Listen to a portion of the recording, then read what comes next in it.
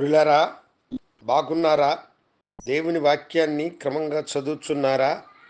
ప్రార్థించుచున్నారా? నేటి ధ్యాన వాక్యము హోషేయ గ్రంథము 14వ అధ్యాయము 9వ వచనములో చివరి మాటలు.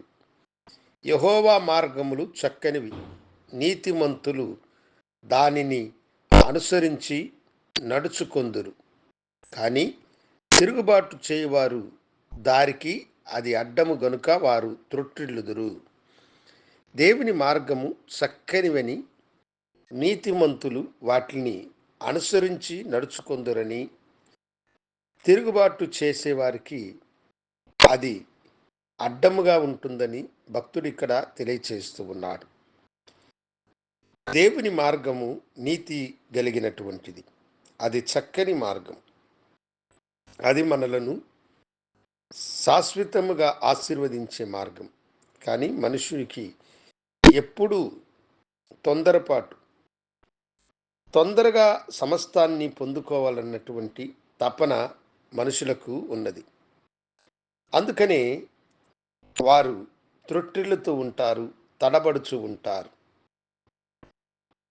వెంటనే ధనవంతుణ్ణైపోవాలని దురాలోచన కలిగినటువంటి మనుషులు అక్రమ సంపాదన వైపు, వడ్డీకిచ్చి సంపాదించడం వైపు, మత్తు పదార్థాలను అమ్మి దాని ద్వారా వచ్చే లాభంతో తాము గొప్పవారాల అవ్వాలని తపన పడుతూ ఉంటారు.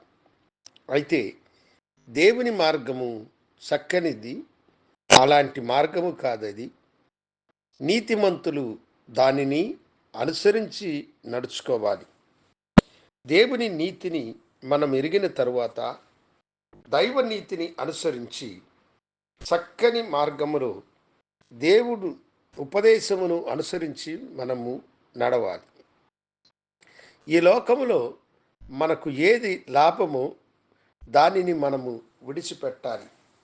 ఈ లోక వైభవము ఎంత గొప్పదైనా దానిని మనము అనుసరించరాదు.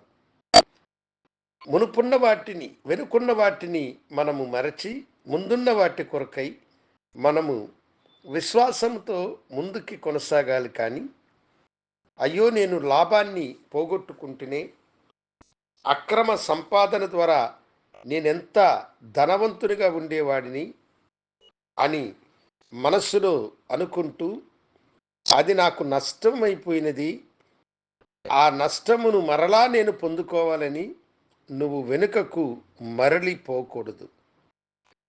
దేవుని మార్గములు చక్కనివి, నీతిమంతులు దానిని అనుసరించి నడుచుకొందురు. దైవజనుడైనటువంటి దావీదును దేవుడు అభిషేకించాడు. అయితే ఏనాడు కూడా అతడు దైవనీతిని అనుసరించకుండా ఉండలేదు. దైవనీతిని అనుసరించి నడుచుకున్నాడు. సౌలుని చంపే అవకాశము ఎన్నోసార్లు అతనికి వచ్చింది. అతని తోటి యోధులు అతను తన్నారు, ఒక్క దెబ్బతో సౌలుని నువ్వు చంపు, నువ్వు రాజువైపోవచ్చు అన్నారు.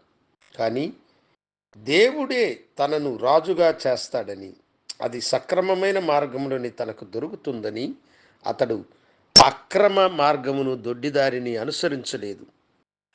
దేవుని మార్గములు చక్కనివి, నీతిమంతులు దానిని అనుసరించి నడుచుకుంటారు. దావీదు అలా నడుచుకున్నాడు గనుక దేవుడు అతనికి తన దేశపు అధిపతిగాను, తన ప్రజలకు అధికారిగాను అతన్ని నియమించి దీవించినాడు. దేవుని నీతిని అనుసరించండి. మీ జీవితంలో దేవుడు మీరు పోగొట్టుకున్నవన్నిటినీ కూడా మరలా మీకు అనుగ్రహించి ఆశీర్వదించునుగాక. ప్రార్థించుకుందాం. గరుడా, నీకు వందనాలు. నీ బిడ్డలను నీ కృపాకరములకు అప్పగిస్తున్నాను. వారిని ఆశీర్వదించి దీవించమని, నీ మార్గములు చక్కనివి, అవి యథార్థమైనదని వారు గ్రహించే కృపను దయచేయమని యేసు నామమున అడిగి వేడుకొంచున్నాము తండ్రి. ఆమేన్. శుభోదయం. ప్రభు మిమ్మల్ని దీవించునుగాక.